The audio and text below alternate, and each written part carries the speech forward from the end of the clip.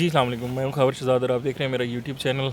और हमारी इस वीडियो में हम बात करेंगे bank statement regarding extension of visa, क्योंकि बहुत सारे लोग पूछ रहे थे कि खावर साहब वहाँ पे आके दोबारा बैंक स्टेटमेंट देनी पड़ती है, क्या मामला होता है, कैसे मामला होता है दोबारा एक्सटेंशन के मामले में। तो मैंने कहा यार ये तो वैसे एक आजकल जो है ना बड़ा ही सख्त टॉपिक है जो आपने डिस्कस करना शुरू कर दिया एक्सटेंशन वाला। लेकिन चलो बात करते हैं। ये बात है सिंपल सी कि अगर आपने वीज़ा एक्सटेंड कराना है ना तो आपको उसके लिए भी बैंक स्टेटमेंट देनी पड़ती है। मतलब पहले तो आप वहाँ से बैंक स्टेटमेंट दे आते हैं, ऑल सारा काम हो जाता है। और वीज़ा आपको जो फर्स्ट रेजिडेंस परमिट होता है वो 1 साल का होता है। उसके बाद आपको रेजिडेंस परमिट जो है वो एक्सटेंड कराने के लिए आपको बैंक स्टेटमेंट चाहिए होती है, अपने फंड्स शो करने होते हैं ऑब्वियसली। मोस्टली फिर ज़ाहिर है ऑस्ट्रियन बैंक अकाउंट में पाकिस्तानी बैंक अकाउंट की भी चल जाती है, ऐसा नहीं है कि वो ना चले, आप दिखा सकते हैं। लड़के दिखाते हैं और अपने पेरेंट्स की दिखाते हैं और साथ लेटर वही लगा देते हैं फाइनेंशियल के इस तरह हमारे फादर हमें सपोर्ट कर रहे हैं और ये पर मंथ पैसे हमारे अकाउंट में आ रहे हैं। अपने अकाउंट को भी जस्टिफाई करने के लिए दिखा देते हैं कि पर मंथ हमें पैसे आ जाते हैं और हम अपने अकाउंट में डाल के तो पर मंथ यूज़ करते हैं, हमारे फादर भेज देते हैं। तो एक तो ये मामला हो जाता है। दूसरा मामला ये होता है कि आपने अपने ऑस्ट्रियन जो नॉर्मली लड़के करते हैं वो यही है कि मोस्टली केसेस में लड़के यही करते हैं कि अपने ऑस्ट्रियन बैंक अकाउंट की स्टेटमेंट देते हैं जिसमें पैसे पड़े होते हैं फॉर 1 ईयर। मतलब वही 500 यूरोज़ मल्टीप्लाई बाई 12, तकरीबन इतने पैसे पड़े होते हैं उसमें।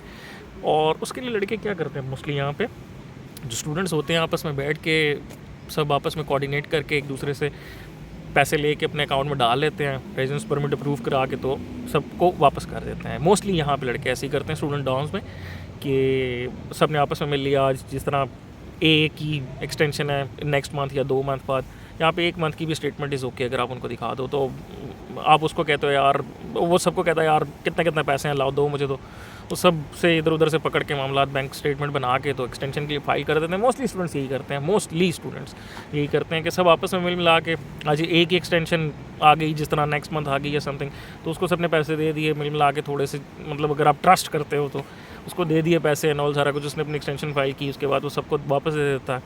फिर अगले माँ किसी की आती है वो सब वापस में मिल मिला के एक डॉ में जो सारे रहते हैं इकट्ठे वो कर लेते हैं। मतलब हमारे टाइम तक यही सब करते थे और अभी भी यही करते हैं। पिछले कुछ मेरे स्टूडेंट से बात हुई एक्सटेंशन के टाइम पे, वो भी यही करते कि सर कैसे करेंगे वो फलाना, तो वो आपस में इधर उधर से हेल्प करके कर लेते हैं। कुछ लोग आते हैं उनके कोई रिलेटिव्स जानने वाले होते हैं, कुछ सीनियर्स जानने वाले होते हैं, तो उनसे मिल मिला के यहाँ पे मामला कर लेते होते हैं। इधर से आके दूसरी एक्सटेंशन के लिए फाइनेंशियल मामला इतने स्ट्रिक्ट नहीं होते जितने पाकिस्तान से होते हैं, तो ये एक आसानी से मामला हो जाता है। अगर आपने एक्सटेंशन के लिए आप रेजिडेंस परमिट फाइल करना चाहो तो मतलब सोर्सेज जो हैं उस पर इतना मसाइल नहीं होते, बस वो चेक करते हैं आपके बैंक अकाउंट में पैसे पड़े हैं तो ठीक है, then they are okay, they don't make so problem with that. तो आप आराम से अपना वीज़ा जो है वो रेजिडेंस परमिट जो एक्सटेंड करा लेते हो। तो ये सबसे आसान तरीका होता है, जैसे मैंने बताया कि स्टूडेंट सब मिल मिला के आपस में कंट्रीब्यूट करके तो एक की रेजिडेंस परमिट एक्सटेंड करा दिया, फिर एक ने दूसरे का करा दिया, तीसरे का करा दिया, तो ये मामला चलता रहता है। ये आसानी से हो जाता है। कुछ सीनियर से हेल्प ले लेते हैं, कुछ अपने कोई रिलेटिव्स हैं उनसे हेल्प ले लेते हैं, तो ऐसे करके एक्सटेंशन के लिए मामला चल जाता है। लेकिन उतना मुश्किल नहीं होता जितना पाकिस्तान से अपने फ़ंड्स को अप्रूव करना होता है और सारा कुछ।